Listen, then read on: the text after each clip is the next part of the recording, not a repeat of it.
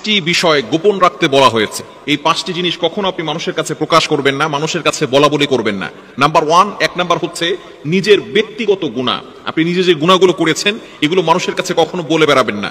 অনেক মানুষ এমন রয়েছে যারা গুনাহের কাজ করে, ফ্রেন্ড সার্কেল যারা আছে তাদের কাছে এগুলো খুব সুন্দর করে প্রকাশ করে এবং তারা তাদেরকে সাক্ষী বানিয়ে রাখে, যাতে করে in the day of judgement, কিয়ামতের ময়দানে যদি আল্লাহ তাআলা তাকে জিজ্ঞেস করেন তাহলে এই সাক্ষী কিন্তু আপনার বিরুদ্ধে সাক্ষী দিবে।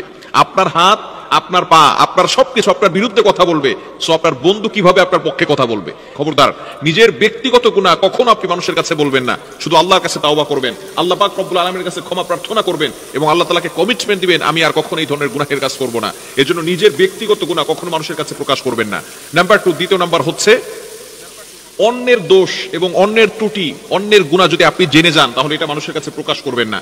যদি আপনি জানেন, মনে রাখবেন, যদি আপনি দুনিয়ার ভিতরে মানুষের দোষ ত্রুটি গোপন রাখতে পারেন, in the day of judgement, কিয়ামতের ময়দানে আল্লাহ তাআলা আপনার গুনাহ, আপনার দোষ গোপন রেখে আপনার জন্য জান্নাতের ব্যবস্থা করবেন। বলেন সুবহানাল্লাহ।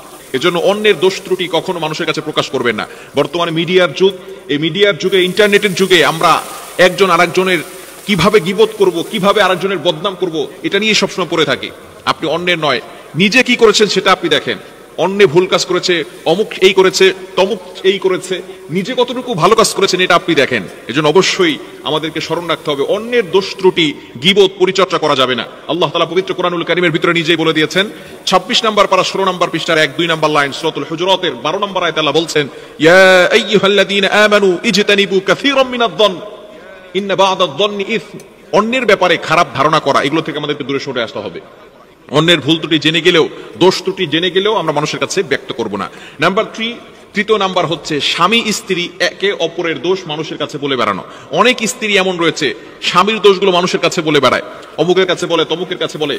আপনাকে ভালো করে স্মরণ রাখতে হবে, আপনি আজকে আপনার স্বামীর দোষ মানুষের কাছে বলতেছেন, একটা সময় কিন্তু আপনার স্বামী আপনাকে ভালোবাসবে। যেই স্বামী আপনাকে ভালোবাসবে সেই স্বামী রাগ হয়ে গেলে, একটু রাগ করলে আপনি সহ্য করতে পারেন না কেন?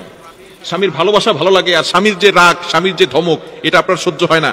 ভালোবাসবে আপনাকে, ধমক দিবে পাড়া প্রতিবেশীর ভাবিকে, আপনাকে একটু ধমক দিবে, কিন্তু যখন আপনাকে একটু ধমক দেয়, আপনাকে একটু রাগ করে, তখন আপনি এটা মানুষের কাছে বলে বেড়ান। যদিও আপনি পরবর্তী সময় স্বামীর ভালোবাসা এটা ভুলে যাবেন, কিন্তু যাকে আপনি বলেছিলেন সে কিন্তু ভুলবে না। পরবর্তী সময় এই কথা বলে আপনাকে খোঁটা দিবে, আপনাকে দুর্বল করার চেষ্টা করবে, আপনাকে ক্ষতি করার চেষ্টা করবে। এজন্য স্বামী স্ত্রী একে অপরের দোষ কখনো বর্ণনা করবেন না। 4 নাম্বার, খারাপ স্বপ্ন কখনো কাউকে বলবেন না। যে একমাত্র ভালো জানেন স্বপ্নের বিষয়ে তার কাছে বলতে পারেন, ভালো আলেম এবং মুরব্বী আলেম যিনি স্বপ্ন সম্পর্কে ব্যাখ্যা দেন তার কাছে বলতে পারবেন। এছাড়া খারাপ স্বপ্ন যার কাছে বলবেন সে যদি উল্টাপাল্টা ব্যাখ্যা করে তাহলে কিন্তু আপনি সেই প্রভাব আপনার উপরে পড়বে, আপনি বিপদের ভিতরে পড়ে যেতে পারেন। এবং 5 নাম্বার হচ্ছে আল্লাহ তাআলাকে স্যাটিসফাই করার জন্য, আল্লাহ তাআলাকে সন্তুষ্টি করার জন্য যে আমল আপনি করেছেন এই আমলের কথা আপনি কাউকে বলবেন না।